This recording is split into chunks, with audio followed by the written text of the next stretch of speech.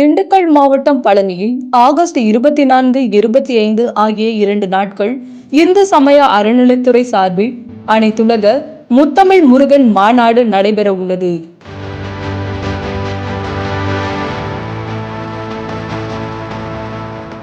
மாநாடு நடைபெற உள்ள பழனி ஆண்டவர் ஆண்கள் கலை கல்லூரியில் அமைச்சர்கள் சேகர் பாபு, சக்கரபாணி ஆய்வு செய்தனர். மாநாட்டில் 1,00,000 பேர் வரை கலந்து கொள்வார்கள் என எதிர்பார்க்கப்படுகிறது. மாநாட்டுக்கு வரும் பக்தர்களுக்கு தேவையான உணவு, குடிநீர், தங்குமிடம், வாகன நிறுத்துமிடம், கழிப்பறை, மருத்துவம் உள்ளிட்ட வசதிகள் செய்து தர பணிகள் நடைபெறுகிறது.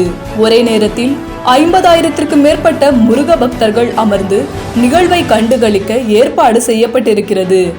அறுபடை வீடுகளை 3D வடிவில் வடிவமைத்து அருகில் முருகனை பார்ப்பது போல் ஏற்பாடு செய்யப்பட்டுள்ளது.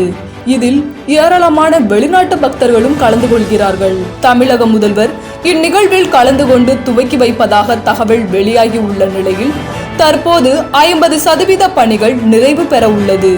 அதிகாரிகள் அனைத்து இடங்களுக்கும் நேரில் சென்று பணிகளை ஆய்வு செய்து வருகின்றனர்.